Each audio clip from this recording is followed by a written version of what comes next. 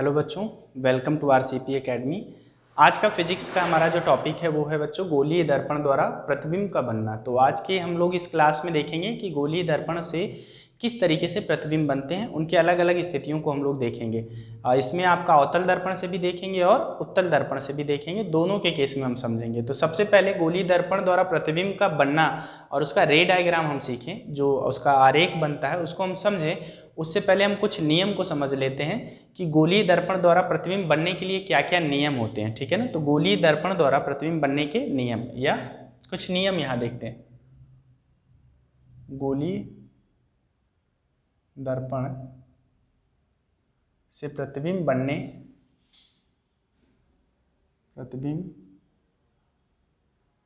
बनाने के कुछ नियम।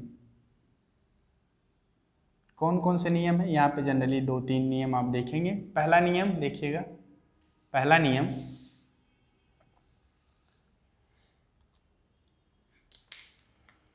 जब प्रकाश की किरण यहाँ पे पहला नियम है जब प्रकाश की किरण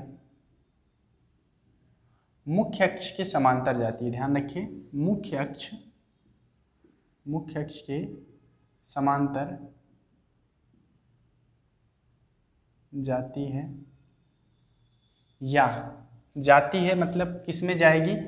अवतल में जाती है, ठीक है, या जाती हुई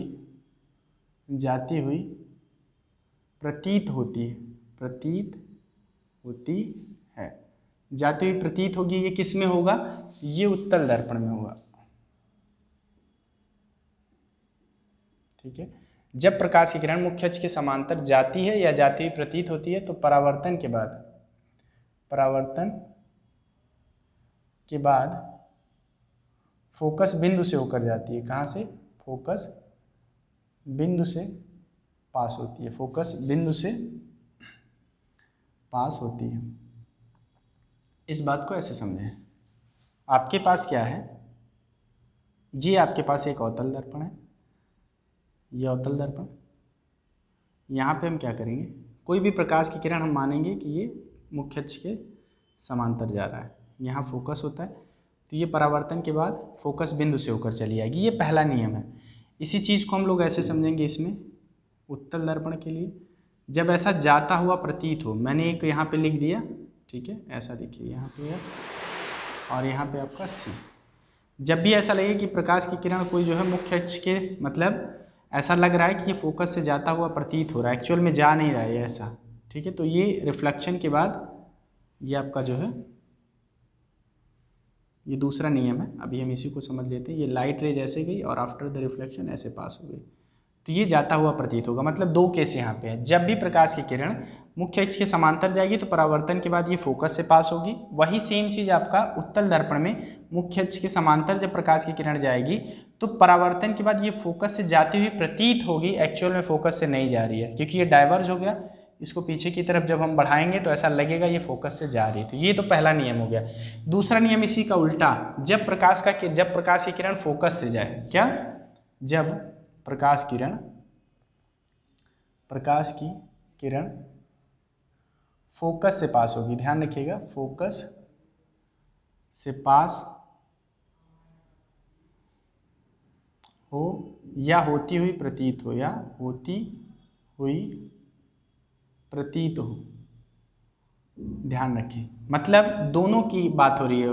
पास होगी एक्चुअल में अवतल दर्पण से और प्रतीत होगी उत्तल दर्पण में। तो इसको आप देखिए, अवतल दर्पण में हम बनाते हैं, ये रहा, यहाँ है फोकस, यहाँ है सी। कह रहा है जब प्रकाश की किरण कहाँ से पास हो? फोकस से पास हो, ध्यान दें। तो ये परावर्तन के बाद क्या हो जाएगा? मुख्य अक्ष के समांतर हो जाएगा। कहने का मतलब इस पहले नियम का जस्ट ये रिवर्स है। इसमें समांतर जा रहा था, परावर्तन के बाद फोकस से हो गया। इसमें फोकस से जा रहा है और परावर्तन के बाद मुख्य अक्ष के समांतर हो गया। उत्तल दर्पण में हम यही चीज़ समझेंगे, जाती हुई प्रतीत होगी, ध्यान रखें, फोकस से जाती हुई प्रतीत होगी, एक्चुअल में जाएगी नहीं। यहाँ फोकस और यहाँ सेंटर ऑफ कर्वेचर। कोई प्रकाश की किरण ऐसे आ रही है और ऐसा लगेगा कि अगर वो आगे की तरफ जाए तो वो फोकस से जाएगी, तो ये परावर्तन के बाद मुख्य अक्ष के समांतर हो जाएगा। ये आपतित किरण ऐसे जा रही है, ऐसा लग रहा है कि ये फोकस से जाएगी, इसलिए ये परावर्तन के बाद क्या हो जाएगा, मुख्य अक्ष के समांतर हो जाएगा। तो ये चीज़ आप ध्यान रखें, ठीक है ना।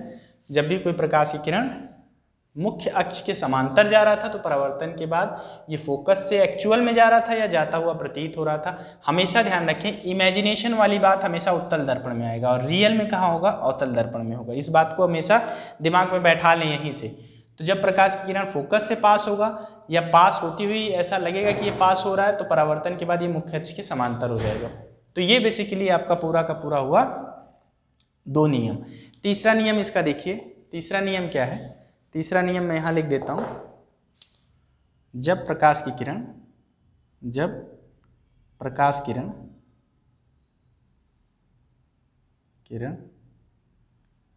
C से पास हो या जाती हुई प्रतीत हो, C से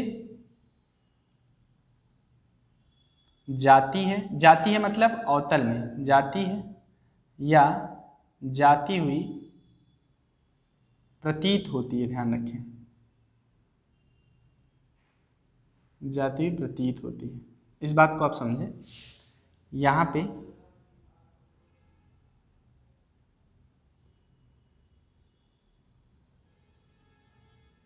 यहाँ C होगा, यहाँ F होगा बीच में, यहाँ F और C।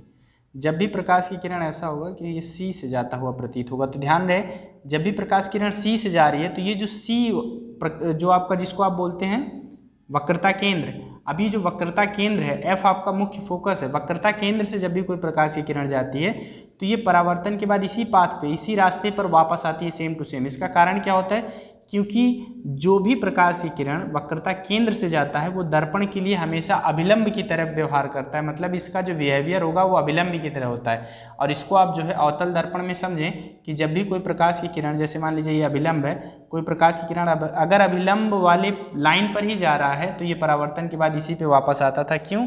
क्योंकि अभिलंब के साथ अगर कोई प्रकाश की किरण इसी पे जा रहा है मतलब 0 डिग्री का कोण बना रहा है, तो अगर एंगल ऑफ इंसिडेंस 0 डिग्री है तो एंगल ऑफ रिफ्लेक्शन भी 0 डिग्री होगा, तो इसी लाइन पर वो वापस आ रहा था।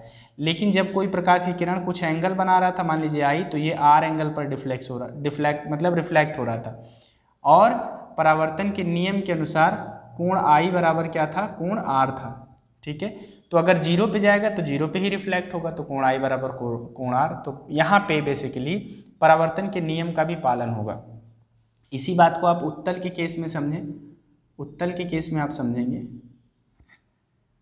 कोई प्रकाश की किरण ऐसे जा रही है कि वो लग रहा है कि सेंटर ऑफ कर्वेचर से पास होगा, मतलब वक्रता केंद्र से पास होगा, ऐसा लग रहा है, ठीक है। तो ये परावर्तन के बाद प्रकाश की किरण उसी पाथ पे वापस आएगी। तो ये नियम आप ध्यान रखिएगा। ध्यान रखें, अवतल दर्पण में एक्चुअली में जाएगी, उत्तल दर्पण में ये इमेजिनेशन होगा हमारा, हम यहाँ महसूस करेंगे कि प्रकाश की किरण ऐसे जा रही है। तो इस बात का आप विशेषकर ध्यान देंगे।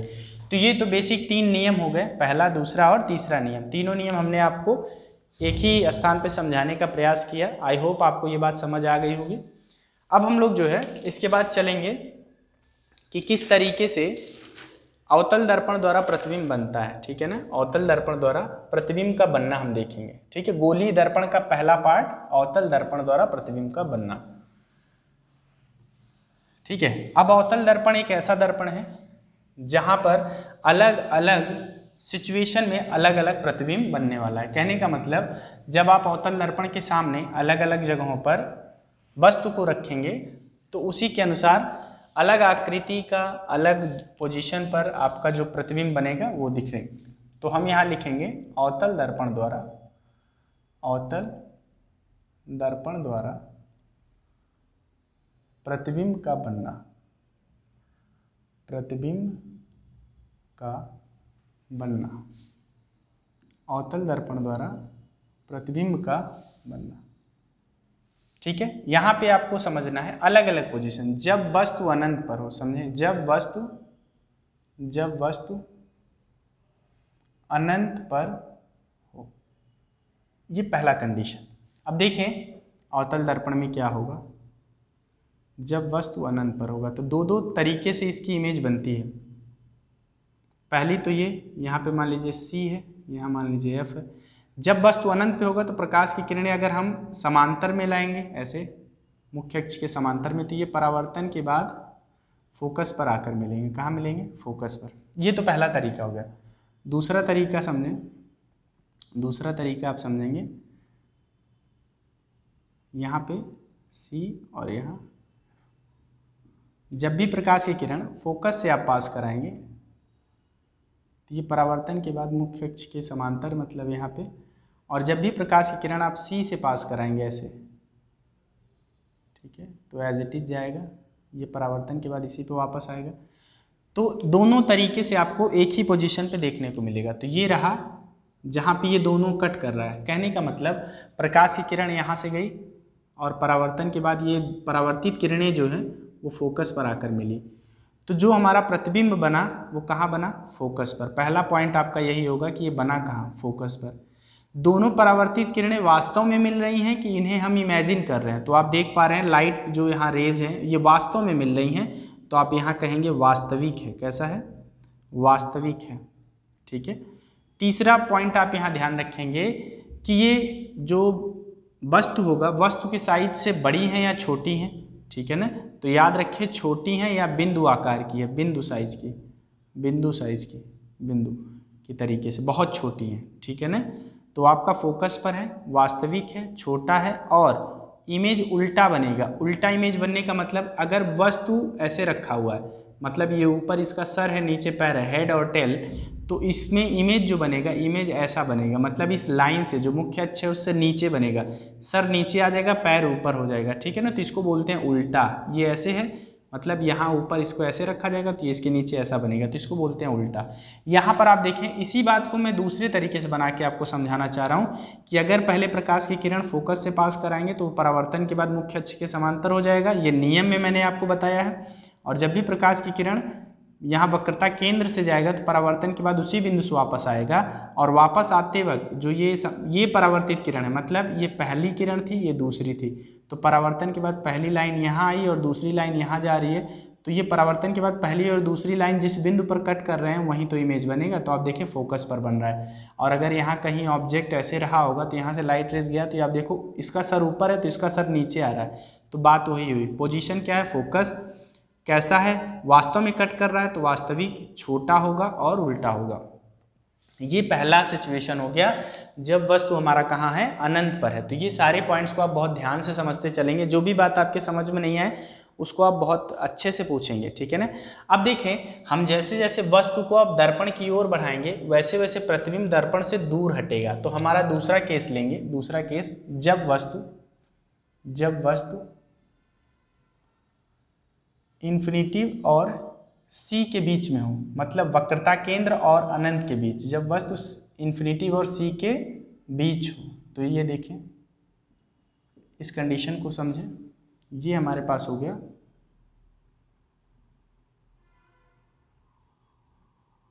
यहाँ है फोकस, यहाँ सेंटर ऑफ कर्वेचर, वस्तु हमारा यहाँ कहीं रखा है। ठीक है, तो जब भी ये मुख्य अक्ष के समांतर जाएगी प्रकाश की किरण, यहाँ से ये मुख्य अक्ष के समांतर, एक लाइट हमने यहाँ से पास कराया और ये परावर्तन के बाद कहाँ से आ रही है? फोकस से। और दूसरी प्रकाश की किरण अगर हम C से पास करा दें तो ये परावर्तन के बाद फिर यहीं से वापस आएंगे। तो अब आप ध्यान से देखें, परावर्तित किरण ये पहली वाली और ये दूसरी वाली परावर्तित किरण, ठीक है ना। परावर्तित किरण ये दोनों को कहाँ पे कट कर रहा है? इस पॉइंट पर। तो यहाँ पे बनेगा क्या?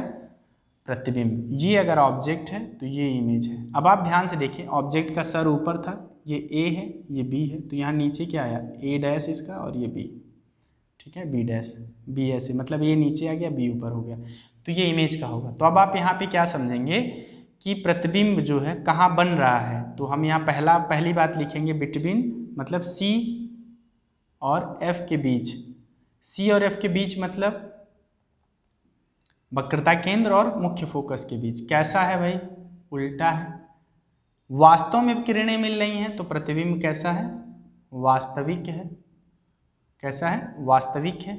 ठीक है, उल्टा हो गया, वास्तविक हो गया, और वस्तु से छोटा होगा। ध्यान रखें, वस्तु से छोटा होगा। वस्तु से छोटा मतलब यहाँ पे जो प्रतिबिंब बन रहा है वो वस्तु से छोटा होगा। अब यहाँ हम तीसरा केस लेंगे। तीसरा केस क्या होगा, जब वस्तु वक्रता केंद्र पर हो, जब वस्तु वक्रता केंद्र पर हो, कहने का मतलब जब वस्तु C पर हो, यहाँ पे वक्रता केंद्र से मतलब है C पर, उस केस में देखिएगा यही एक ऐसा सिचुएशन आप देखें कि यहाँ जैसे हमने वस्तु को थोड़ा आगे किया, प्रतिबिंब पीछे हट गया थोड़ा सा, और थोड़ा साइज इसका बढ़ गया। तो यहाँ पे हम लेंगे, यहाँ पोल है, यहाँ फोकस, सेंटर ऑफ कर्वेचर, और हमने यहीं पे वस्तु को रखा। जब भी वस्तु आपका कहाँ होगा, वक्रता केंद्र पर होगा, तो आपका इमेज वहीं का वहीं बनेगा, इस बात का आप ध्यान रखें, ठीक है ना। हम प्रकाश की किरण को ऐसे ले जाएंगे मुख्य अक्ष के समांतर, और परावर्तन के बाद फोकस से पास करा देंगे, और जब कोई प्रकाश की किरण फोकस से जाएगा तो वो परावर्तन के बाद क्या होगा, मुख्य अक्ष के समांतर, तो ये इस पॉइंट पर कट करेगा। तो ये थोड़ा सा आगे पीछे जा रहा है, इस पर आप ध्यान ना दें, बस ये आपका क्या है, एग्जैक्टली C पॉइंट पर है। तो ये आपका ऑब्जेक्ट था, ये इमेज था। तो यही एक ऐसा सिचुएशन है जहां ऑब्जेक्ट होगा वहीं इमेज बनेगा। क्या, जब ऑब्जेक्ट आपका कहाँ है, वक्रता केंद्र पर है। जब ऑब्जेक्ट कहाँ है, मतलब वस्तु वक्रता केंद्र पर, तो प्रतिबिंब भी कहाँ होगा, वक्रता केंद्र पर ही होगा, सेम आकार का होगा, जितना आकार इसका उतना ही आकार इसका। तो यहाँ पे हो जाएगा A' B' ऐसे ले लें। तो आप यहाँ लिखेंगे वस्तु जहाँ है वहीं प्रतिबिंब, मतलब आप कह सकते हैं कहाँ है प्रतिबिंब, C पर। प्रतिबिंब कहाँ है, C पर। कैसा है, उल्टा है, ठीक है। कैसा है, ये पोजीशन होती है, ये प्रकृति होता है, मतलब ये स्थिति को बता रहा है, ये प्रकृति बता रहा है। उल्टा है और वास्तविक है, वास्तविक और वस्तु के बराबर होगा, ध्यान रहे, वस्तु के बराबर होगा। पॉइंट को बहुत अच्छे से पकड़ते चलेंगे, एक भी पॉइंट आप मिस नहीं करेंगे, और जिस भी पॉइंट में कन्फ्यूजन उसको आप पूछेंगे। और प्रकाश की किरणों में ये एरो हेड जरूर दिखाएंगे, इसे नहीं छोड़ेंगे, नहीं तो पता नहीं चलेगा कि लाइट किधर से आ रही है और फिर किधर जा रहा है, ठीक है। तो इस बात का आप विशेष कर ध्यान देंगे, ठीक। अब अगली बात हम लोग करेंगे कि जब हम थोड़ा सा वस्तु को आगे की ओर और शिफ्ट करें, मतलब C और F के बीच में वस्तु को थोड़ा और आगे ले जाएं, तो आप देखेंगे अगला केस देखेंगे, जब वस्तु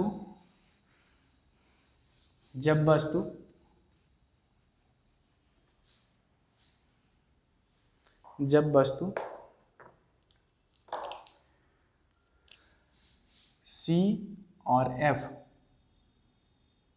के बीच हो, ध्यान रखें, जब वस्तु C और F के बीच हो, तो इसको आप समझेंगे, जब वस्तु C और F के बीच होगा तो कैसा होगा।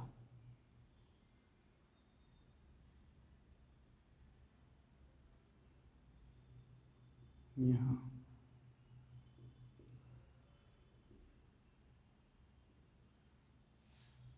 जब हम प्रकाश की किरण यहाँ पे पास कराएंगे सबसे पहले मुख्य अक्ष के समांतर, तो ये परावर्तन के बाद फोकस से जाएगा, और जब हम लोग फोकस से पास कराएंगे तो ये परावर्तन के बाद इस पॉइंट पर कहीं कट करेगा, ठीक है। अब यहाँ ध्यान से देखें कि जो प्रतिबिंब बन रहा है वो यहाँ बन रहा है। आप यहाँ एक चीज़ देखेंगे कि वस्तु और प्रतिबिंब अपनी स्थितियों की अदला बदली कर रहे हैं, मतलब पहले जहाँ वस्तु था वहाँ अब अगर हम प्रतिबिंब जहाँ बन रहा था, जैसे वस्तु यहाँ था, प्रतिबिंब यहाँ, अब जब वस्तु यहाँ आएगा तो प्रतिबिंब इसकी जगह पे आ जाएगा। आप देखें ये था ना, अब ये देखिए हमने क्या किया, यहाँ हमने वस्तु को ले आया C और F के बीच में, ले गए। अब देखिए प्रतिबिंब की स्थिति वो हो गई जो पहले वस्तु की स्थिति थी। जब वस्तु की स्थिति ये थी तो प्रतिबिंब यहाँ बना था, अब वस्तु यहाँ आया तो प्रतिबिंब यहाँ आ गया। तो आप इस बात को ध्यान से देखेंगे, इससे याद करना इजी रहेगा। तो आप और ध्यान रखेंगे साइज भी बड़ा होता जाएगा, मतलब वस्तु जैसे जैसे आपका दर्पण की ओर बढ़ेगा वैसे वैसे प्रतिबिंब की साइज यहाँ जो बड़ी होगी वो बड़ी होती चली जाएगी। तो यहाँ आप देखेंगे सबसे पहली बात यहाँ आपको लिखना है कि इस पोजीशन पर आप कहेंगे जो इमेज जो बना है वो कहाँ बना है, C और अनंत के बीच। कैसा बना है, वास्तविक बना है, और उल्टा बना है, वस्तु से बड़ा। ध्यान रहे ये पहला सिचुएशन ऐसा है जब आपका प्रतिबिंब जो है वो वस्तु से बड़ा बना, ठीक है, वस्तु से बड़ा बना है, ये पहला केस। अब अगला देखिएगा, जब हमारा वस्तु कहाँ हो, जब वस्तु हमारा फोकस पर हो, जब वस्तु कहाँ हो, फोकस पर।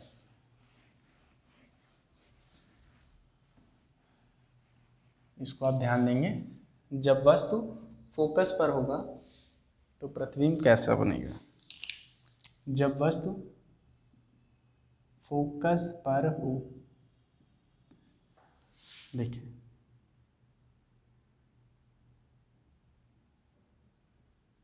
यहाँ पोल, यहाँ फोकस, यहाँ सेंटर ऑफ कर्वेचर, वस्तु को हमने यहाँ रख दिया, तो कोई प्रकाश की किरण ऐसे समांतर जाएगी तो ये पैरेलल हो जाएगा, और जब कोई प्रकाश की किरण ऐसे जाएगा तो ये परावर्तन के बाद ऐसे जाएगा, ठीक है। तो ये ऐसे जाएगी, ये प्रकाश की किरण इधर गई तो परावर्तन के बाद ऐसे आया, ये प्रकाश की किरण ऐसे मुख्य अक्ष के समांतर गया तो परावर्तन के बाद इधर आ रहा, तो ये परावर्तन के बाद जब इस रास्ते पे, मतलब वस्तु यहाँ था, एक प्रकाश की किरण ऐसे गई, परावर्तन के बाद ऐसे आ रही है, ठीक है। आपको पता है मुख्य अक्ष के समांतर जाने वाली प्रकाश की किरणें फोकस बिंदु से होकर आती हैं, और अगर कोई प्रकाश की किरण सेंटर ऑफ कर्वेचर से जा रहा है, मतलब वक्रता केंद्र से जा रहा है, तो परावर्तन के बाद भी वहीं से आता है, तो ये चीज़ आप ध्यान रखेंगे। और ये कुछ इस तरीके से आगे की तरफ बढ़ रहे हैं कि ये कहीं हमारी जानकारी में कहीं किसी पॉइंट पर एग्जैक्टली मिलते हुए हमें नहीं दिखेंगे, मतलब ये इस तरीके से जा रहे हैं कि अनंत पर कहीं मिलेंगे। तो आप देखिए, पहले जब वस्तु अनंत पे था तो प्रतिबिंब फोकस पर बना हुआ था, अब क्या हो रहा है, अब जब वस्तु हमने कहाँ रखा, फोकस पर रखा, तो प्रतिबिंब अनंत पे मिल रहा है, तो इसका जो पोजीशन होगा वो होगा अनंत पर होगा, ठीक है ना। उसके बाद उल्टा होगा, कैसा होगा, उल्टा होगा, और वास्तविक होगा, वास्तविक क्यों, क्योंकि ये वास्तव में मिलेंगे, और वस्तु से काफ़ी बड़ा होगा, वस्तु से बड़ा होगा, ध्यान रखिए साइज जो है वस्तु से बड़ा होगा। तो ये आपका जो हो गया इस पोजीशन की कैरेक्टरिस्टिक्स हो गई, जब आपका वस्तु फोकस पर रखा हो तो क्या होगा। अब देखिए, जब वस्तु फोकस और पोल के बीच में रख दिया जाए, ये एक ऐसा सिचुएशन है जो बहुत ज़्यादा पूछा जाता है बच्चों। अवतल दर्पण के केस में ये सबसे ज़्यादा पूछा जाएगा कि जब वस्तु कहाँ रखा हो, जब वस्तु आपका रखा हो दो जगहों पर, मतलब दो जगहों के बीच में, फोकस और पोल के बीच में, जब वस्तु कहाँ रखा हो, जब वस्तु फोकस मतलब F और P के बीच में, F और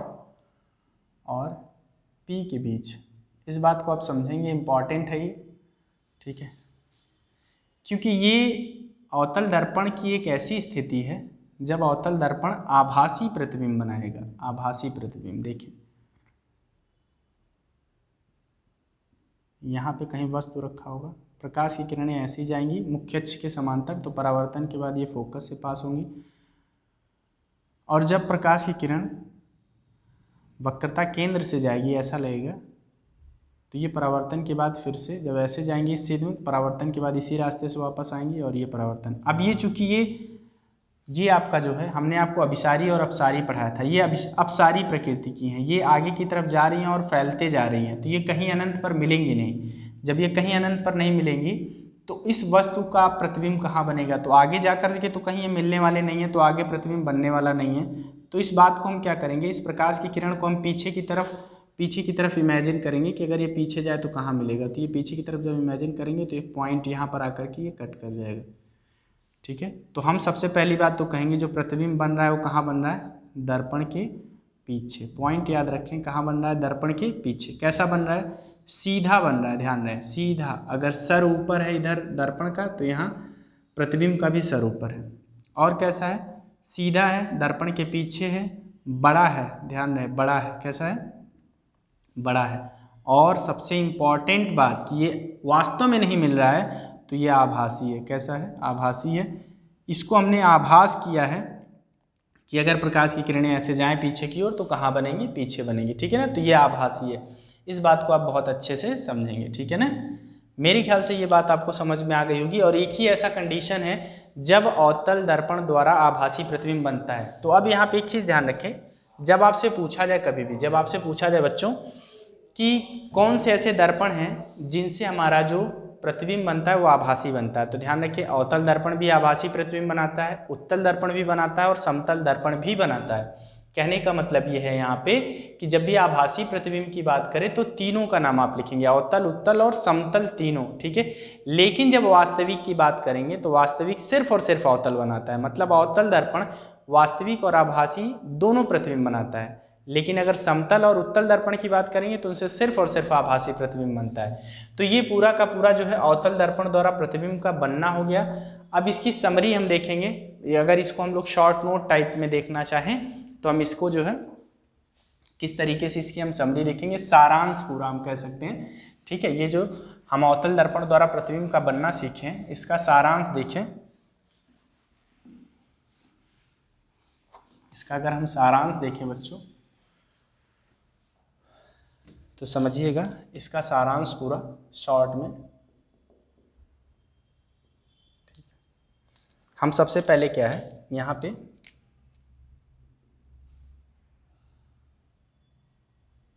हम यहाँ देखेंगे वस्तु की स्थिति, वस्तु की स्थिति,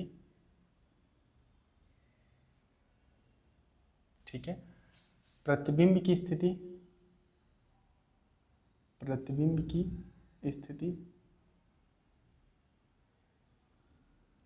प्रतिबिंब की प्रकृति, प्रतिबिंब की प्रकृति, प्रतिबिंब की प्रकृति, ठीक है। ये हम लोग देखने वाले हैं।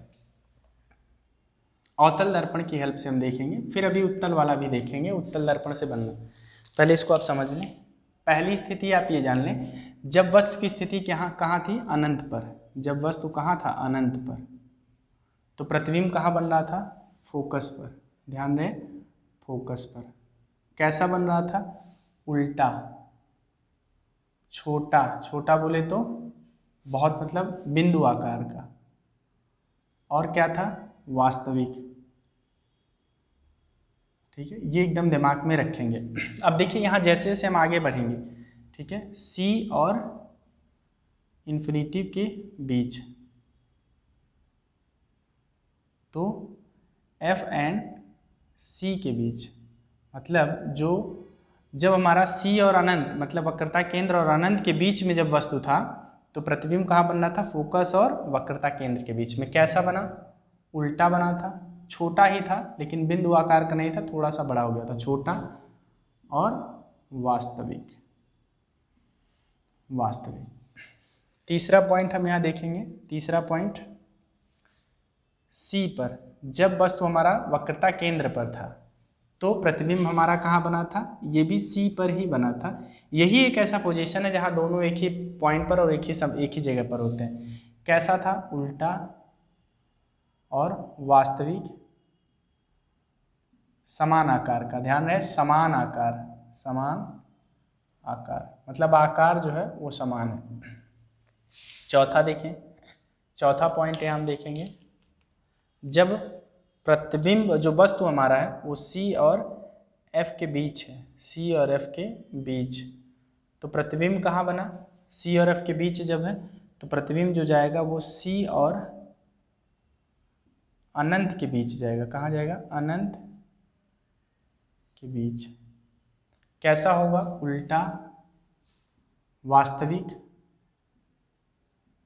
और वस्तु से बड़ा बनेगा। क्या बनेगा, वस्तु से बड़ा, ठीक।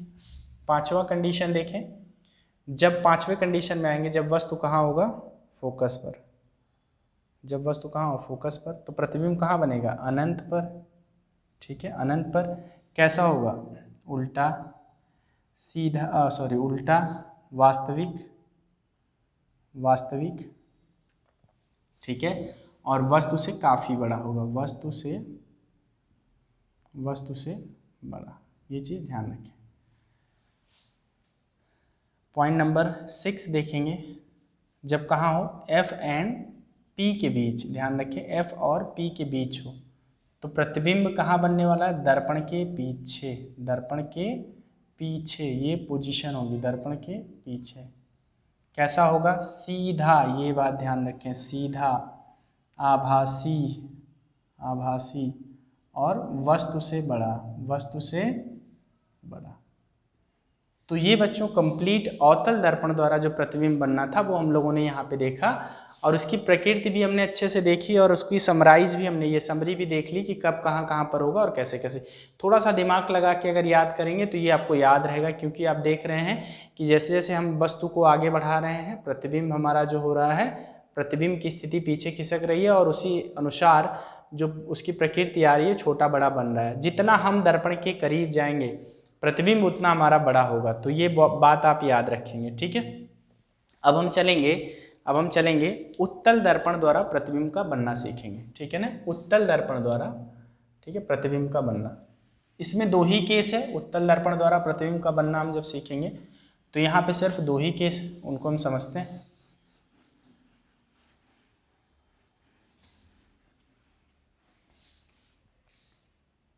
यहाँ हम समझेंगे उत्तल दर्पण द्वारा प्रतिबिंब का बनना, उत्तल दर्पण द्वारा प्रतिबिंब का बनना। पहला केस, जब वस्तु अनंत पर हो, ठीक है। ध्यान से समझने का प्रयास करेंगे। उत्तल दर्पण में क्या होगा, उत्तल दर्पण में जब वस्तु अनंत पर हो तो यहाँ पे ऐसे, यहाँ पोल, यहाँ फोकस, यहाँ सेंटर ऑफ कर्वेचर। वस्तु अनंत पर है, प्रकाश की किरणें ऐसे आ रही हैं और परावर्तन के बाद ये फैल जा रही हैं। प्रकाश की किरणें मुख्य अक्ष के समांतर आ रही हैं, परावर्तन के बाद फैल जा रही हैं। तो इन फैली हुई किरणों को अगर हम पीछे की तरफ अगर बढ़ाएं, आभास करें, तो ये फोकस पर मिलते हुए प्रतीत होते हैं। ऐसा लग रहा है कि ये फोकस पर मिल रहा है, ठीक है ना। वास्तव में ये नहीं मिल रहा है, हमें ऐसा महसूस हो रहा है फोकस पर मिल रहा है। तो यहाँ पे जो प्रतिबिंब बनेगा वो कहाँ बनेगा, फोकस पर बनेगा।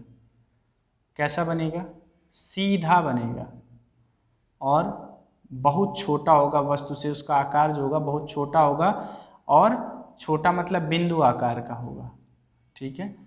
दर्पण के पीछे, दर्पण के पीछे ध्यान रखिए, दर्पण जिधर रिफ्लेक्टिंग सरफेस है मतलब परावर्तक तल है, उसके पीछे जा कर के ये आभास कर रहे हैं हम, तब बन रहा है, ठीक है। दर्पण के पीछे यहाँ लिखेंगे फोकस पर, कहाँ, फोकस पर, या आभासी फोकस पर आप कह सकते हैं। इसी का जब वस्तु अनंत पर हो, इसी का दूसरे तरीके से हम बनाते हैं। मैंने बताया था कि अलग अलग किताबों में अलग अलग तरीका होता है इसका, अलग अलग किताबों में अलग अलग तरीके से दिखाया जाता है, ठीक है। यहाँ है फोकस और यहाँ है,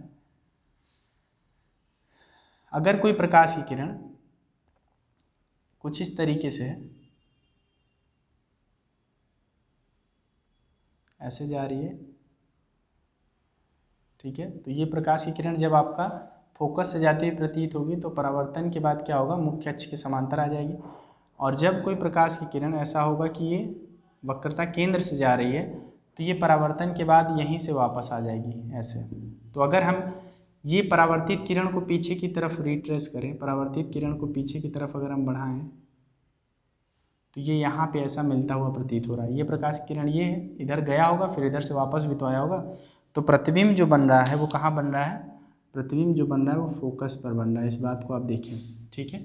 और कैसा बन रहा है, फोकस पर बन रहा है, सीधा बनेगा। मतलब अगर यहाँ इसका हेड पहले ऐसे था तो इसका भी हेड ऊपर ही होगा, तो सीधा बन रहा है। छोटा बनेगा मतलब साइज में, आकार में छोटा होगा, बिंदु आकार का होगा, और दर्पण के पीछे फोकस पर है, ठीक है। तो ये तो पहला केस हो गया।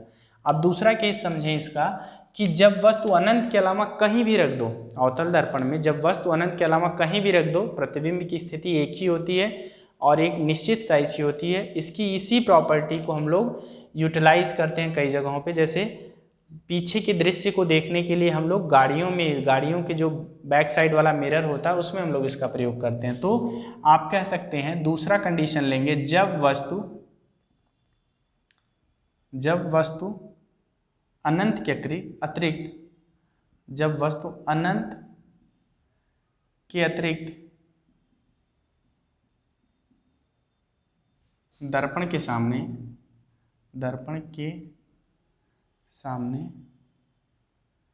कहीं भी रखी हो, ध्यान रखें, दर्पण के सामने कहीं भी आप रख रहे हैं, ठीक है ना। तो अब आप देखें क्या होगा,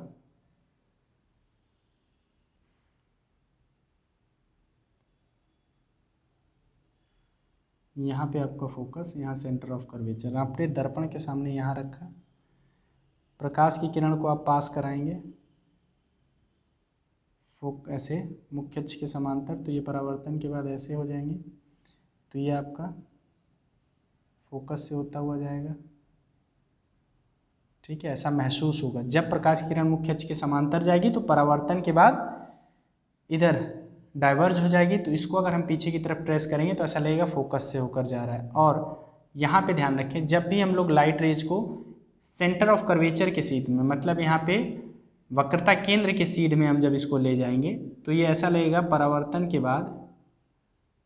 के बाद फिर से यहीं से रिटर्न आएगा, और ये जब कट करेगा, देखिए प्रकाश की किरण ऐसे गई और ये वक्रता केंद्र के सीध में जा रही है, तो परावर्तन के बाद ये वक्रता केंद्र से ही रिटर्न आएगा। वक्रता केंद्र से जब ये रिटर्न आएगा तो हमें क्या होगा, इस पॉइंट पर ये कट करता हुआ दिखेगा। और प्रतिबिंब कहाँ बन रहा है, प्रतिबिंब कहाँ बन रहा है, बिटवीन, मतलब P और F के बीच, P और F के बीच। इस स्थिति को समझिएगा, मतलब हमेशा अवतल दर्पण में, ये अब ये वस्तु को कहीं भी खिसकाओ, ये वस्तु है, ये दर्पण है, वस्तु को कहीं आगे पीछे ले जाओ, जो प्रतिबिंब बनने वाला है वो पोल और फोकस के बीच में ही बनेगा। इस बात का ध्यान रखें, पोल और फोकस के बीच बनेगा हमेशा। कैसा बनेगा, सीधा बनेगा, एकदम सीधा, और आभासी होगा। ध्यान रहे, आभासी है, ये वास्तविक नहीं बन रहा है, आभासी है, और छोटा है वस्तु से छोटा है। ध्यान रखें, वस्तु से छोटा। तो ये तो इसकी जो है स्थिति रही। मतलब इसके अलावा कोई भी सिचुएशन आप लेंगे कि कहीं भी आप जो है वस्तु को रखेंगे, प्रतिबिंब हमेशा इसी स्थान पर बनेगा, सीधा बनेगा, आभासी बनेगा, वस्तु से छोटा बनेगा। ठीक है ना, तो ये आप इस सिचुएशन को याद रखेंगे। अक्सर जो क्वेश्चन आपसे बोर्ड वगैरह में जो पूछा जाता है वो ज़्यादातर कहाँ से पूछा जाता है, आपका या तो अवतल दर्पण द्वारा स्पेशल केस देगा जब आभासी प्रतिबिंब बन रहा था, या तो उत्तल दर्पण का ये पूछा जाता है। ठीक है, दर्पण के प्रयोग की हम स्पेशल वीडियो लेकर आएंगे अलग से, कि अवतल दर्पण उत्तल दर्पण का कहाँ प्रयोग किया जाता है। छोटा सा ही होगा, 2-4-10 मिनट का ही होगा, लेकिन हम उसको अलग से लेकर आएंगे और डिटेल में समझेंगे कहाँ प्रयोग होता है और किन प्रॉपर्टीज की वजह से हम उसका यूज करते हैं। ठीक है, तो ये हमारा जो है उत्तल दर्पण द्वारा प्रतिबिंब का बनना हुआ। हम इसकी अगर समरी देखें, तो आप देखेंगे क्या होगा, इसको अगर हम समराइज्ड करें,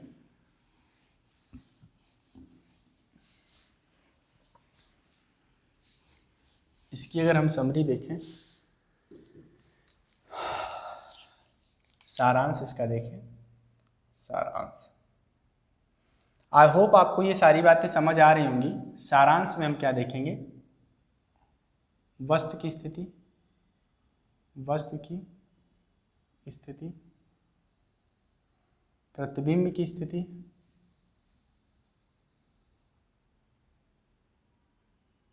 प्रतिबिंब की प्रकृति। ध्यान रहे, प्रतिबिंब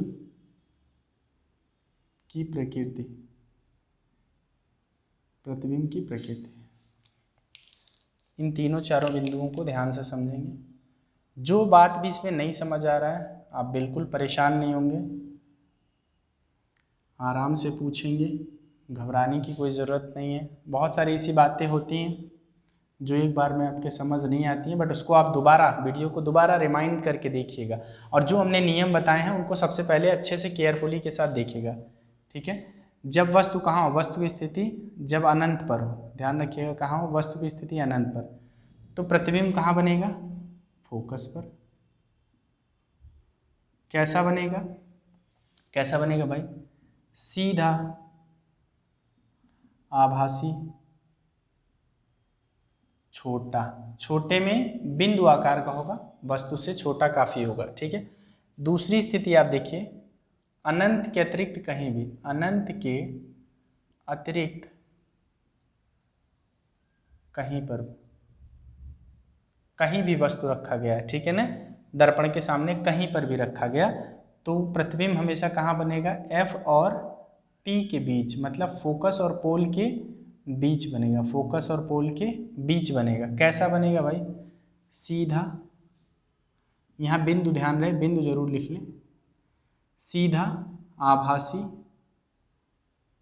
आभासी और छोटा होगा, बस उससे छोटा होगा लेकिन बिंदु आकार का नहीं होगा। तो ये बेसिक दो ही स्थितियां यहाँ हमें उत्तल दर्पण की देखनी है। इन दोनों स्थिति में आप इसको ध्यान से समझ लेंगे और ये बहुत ज़्यादा इंपॉर्टेंट होता है, पूछा जाता है। तो बेसिकली हमने क्या पढ़ा है यहाँ पे, उत्तल दर्पण द्वारा प्रतिबिंब का बनना सीखा। अवतल दर्पण और उत्तल दर्पण दोनों द्वारा हमने प्रतिबिंब का बनना सीख लिया। इससे रिलेटेड इनके प्रयोग का वीडियो, कैसे हम इसको कहाँ यूज़ करते हैं, अगले वीडियो में लेकर आएंगे। ठीक है, अगले लेक्चर में देखेंगे। और यदि वीडियो आपको पसंद आ रहा हो, लग रहा हो कि आप कुछ सीख रहे हैं इस वीडियो से, तो वीडियो को ज़्यादा से ज़्यादा शेयर, लाइक और चैनल को सब्सक्राइब करें। Thank you.